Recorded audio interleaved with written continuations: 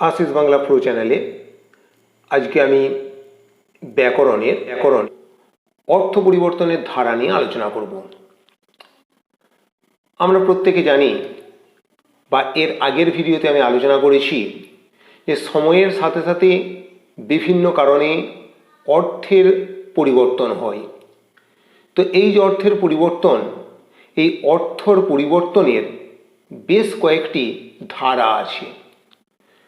প্রধানত অর্থ পরিবর্তনের ধারা তিনটি। একটি হলো অর্থ বিস্তার বা অর্থ প্রসার, 2 নম্বর হলো অর্থ সংকোচ এবং 3 নম্বর হলো অর্থ সংক্রমণ বা অর্থ রূপান্তর। এছাড়াও আরও কোনো ভাষা তাত্ত্বিকরা আরও দুটি ভাগে ভাগ করেছেন, অর্থাৎ দুটি ধারার বিবরণ দিয়েছেন। একটি হলো অর্থোন্নতি এবং অপরটি হলো অর্থাবনতি। যদিও একটু সূক্ষ্মভাবে বিশ্লেষণ করলে এই অর্থোন্নতি এবং অর্থাবনতি এই দুটি ধারা, যেটিকে কোনো ভাষাতাত্ত্বিক পৃথকভাবে বর্ণনা করেছেন, এগুলি কিন্তু ওই অর্থ বিস্তার বা অর্থ সংকোচের মধ্যেই পড়ে যাবে। যাই হোক, সে আলোচনায় পড়ে আসছি। প্রথমেই আমি এখন আলোচনা করব অর্থ বিস্তার বা অর্থ প্রসার। অর্থ বিস্তার বা অর্থ প্রসার কাকে বলে? না, অর্থ বিস্তার বা অর্থ প্রসার হলো যখন কোনো শব্দ কোনো সংকীর্ণ ভাব বা কোনো সীমাবদ্ধ বস্তুকে বোঝাতো, কিন্তু বর্তমানে সেই সংকীর্ণ ভাব বা সংকীর্ণ বস্তু ত্যাগ করে তার থেকে অনেক বৃহৎ ভাব বা অনেক বেশি বিষয়কে বোঝায়। অর্থাৎ শব্দটার ক্রমোন্নতি, শব্দটার বিস্তার যখন বেশি হয়, অর্থাৎ কম জিনিসকে বোঝাতো, পরে যদি সেটাকে বেশি জিনিসকে বোঝায়, তবে সেটা হলো অর্থের বিস্তার বা অর্থ প্রসার। বিস্তার মানে বাড়া, প্রসার মানেও বাড়া। অর্থাৎ কোনো একটি শব্দ এটি কম জিনিসকে বোঝাতো, তার থেকে আরও বেশি জিনিসকে বোঝানো হচ্ছে, এটাই হলো শব্দের বিস্তার বা অর্থ প্রসার। আসলে রূপক বা অতিশয়োক্তির জন্য এই শব্দের বিস্তার বা অর্থ প্রসার ঘটে। যেমন একটা উদাহরণ দেওয়া যাক, কালি। কালি শব্দটা আমরা দেখেছি যে পূর্বে কালো রঙের যে তরল পদার্থ যেটি দিয়ে লেখা হতো, সেটি কালো রঙের হতো। অর্থাৎ কালো রঙের যে বিশেষ লেখার তরল পদার্থ, সেটিকে বলা হতো কালি। কিন্তু বর্তমানে কেবলমাত্র কালি পরিবর্তিত হয়েছে, কেবলমাত্র কালো রঙেরই কালি হয়নি, কালো হয়, নীল হয়, সবুজ হয়, হলুদ হয়, বিভিন্ন বর্ণের হয়। সেই বিভিন্ন বর্ণের হওয়া সত্ত্বেও তাকে আমরা কালিই বলি। অর্থাৎ যে কালি ছিল কেবলমাত্র কালো রঙকে কেন্দ্র করে কোনো একটি তরল, এখন হচ্ছে যে কোনো রঙের লেখার সামগ্রী। অর্থাৎ এটি অর্থটি ছিল সংকুচিত, সেটি বিস্তারিত হয়েছে, তাই এটি অর্থ বিস্তার। বা মির্জাফর আগে ছিল একজন বিশেষ ব্যক্তির নাম, কিন্তু বর্তমানে যে কোনো বিশ্বাসঘাতককেই মির্জাফর বলে বর্ণনা করা হয়, তার অর্থের বিস্তার ঘটেছে। আবার বর্ষ শব্দটিতে পূর্বে কেবলমাত্র বর্ষাকালকে বোঝাতো, কিন্তু বর্তমানে সেই বর্ষ শব্দের দ্বারা আমরা একটি পুরো বছরকে বুঝি। তাহলে 2 মাস আগে বোঝাতাম 2 মাস বর্ষাকাল, আষাঢ় এবং শ্রাবণ মাস, কিন্তু বর্তমানে পুরো বছরটিকে বোঝায়, যেটি 12 মাস। অর্থাৎ অর্থের বিস্তার ঘটল। এবার আসা যাক অর্থের সংকোচ। ঠিক অর্থের বিস্তার বা অর্থের প্রসারের বিপরীত প্রক্রিয়া হচ্ছে অর্থের সংকোচ। অর্থের সংকোচটা কি? না, একাধিক বস্তু বা ব্যাপক বস্তুকে বোঝাতো আগে, এখন তার থেকে সংকীর্ণ বস্তু বা কম ভাবটিকে বোঝানো হয়। অর্থাৎ আগে অনেক ছিল, বেশি ছিল, সেই বেশি থেকে কমের দিকে যাত্রা। যে অর্থ আগে একটি অপেক্ষাকৃত বিস্তারিত ভাব প্রকাশ করত, এখন সেই বিস্তারিত ভাবের থেকে কম ভাব প্রকাশ করে। আগে অনেক বেশি জিনিসকে বোঝাতো, এখন তার থেকে কম জিনিসকে বোঝায়, তাকে বলবো আমরা অর্থের সংকোচ। যেমন প্রদীপ আগে বোঝাতো যে কোনো আলোকেই প্রদীপ বলতো, কিন্তু বর্তমানে প্রদীপ বলতে কেবলমাত্র পিতল বা মাটির বিশেষ একটা প্রদীপে ওই তেল আর সলতে দিয়ে এটি বিশেষ ধরনের আমরা যে জ্বালিয়ে তুলসী তোলাই, সেটিকে বলে প্রদীপ।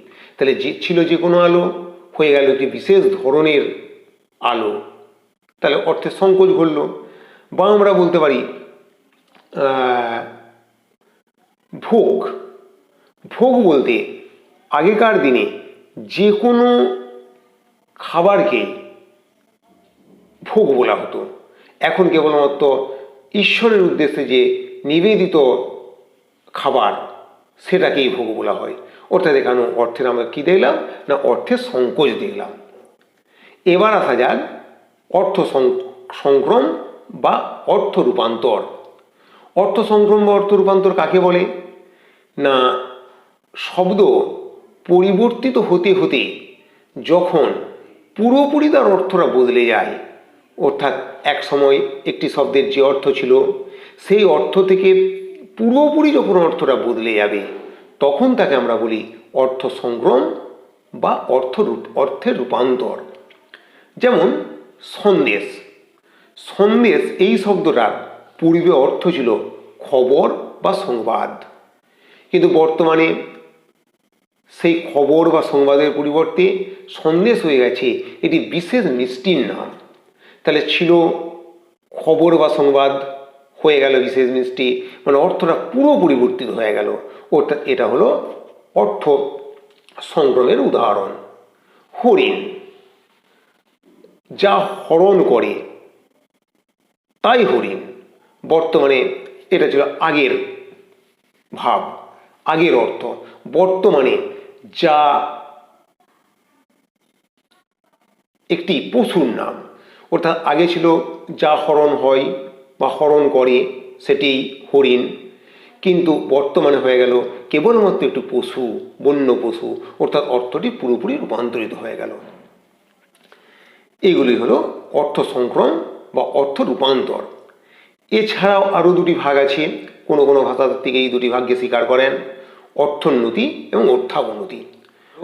অর্থোন্নতি কি না, অর্থোন্নতি হলো কোনো শব্দের অর্থ যখন অপেক্ষাকৃত নিম্নমানের ছিল, অপেক্ষাকৃত খারাপ জিনিসের ছিল, তার থেকে যখন ভালো জিনিসকে বোঝায়, অর্থাৎ শব্দটার যখন সম্মান ঊর্ধ্বগামী হয়, অর্থটি যখন কোনো শব্দের অর্থের যখন সম্মান বাড়ে, অর্থটা যখন খারাপ থেকে ভালোর দিকে ধাবিত হয়, তখন তাকে বলা হয় অর্থোন্নতি।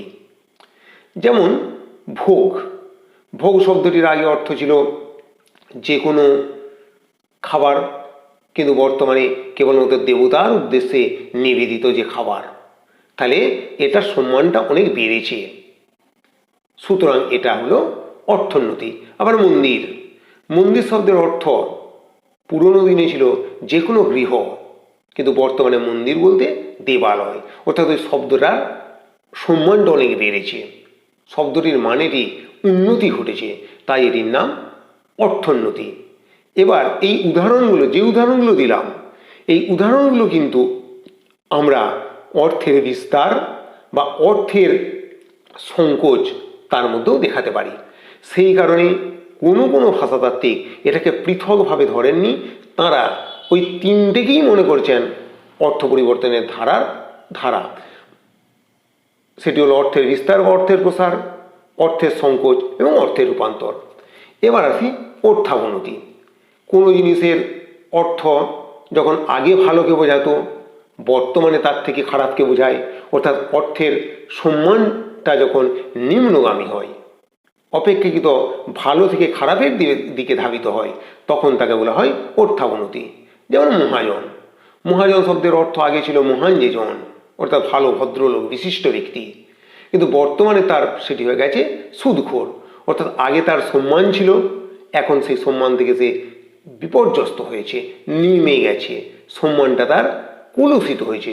অর্থাৎ আগে ভালো ছিল, আগে ভালো অর্থ প্রকাশ করত, এখন তার থেকে খারাপ অর্থ প্রকাশ করে, সেটা হলো অর্থাবনতি। এই সব উদাহরণগুলি অর্থের সংকোচ বা অর্থের বিস্তারের মধ্যে দিয়ে বলা চলে।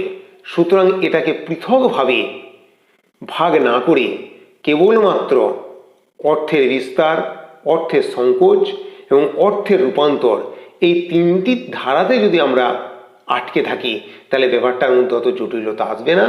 ওই ভাগটি প্রকৃতপক্ষে ঠিক ভাগ। অর্থের উন্নতি বা অর্থাবনতি এগুলো আসলে জোরপূর্বক ভাগ, এগুলো ভাগ না করলেই ভালো হয়। তবে কোনো কোনো ভাষাতাত্ত্বিক এগুলির ভাগ করেছেন, সেই কারণে এগুলি আলোচনা আমরা করে দিলাম। আজকে এই পর্যন্তই।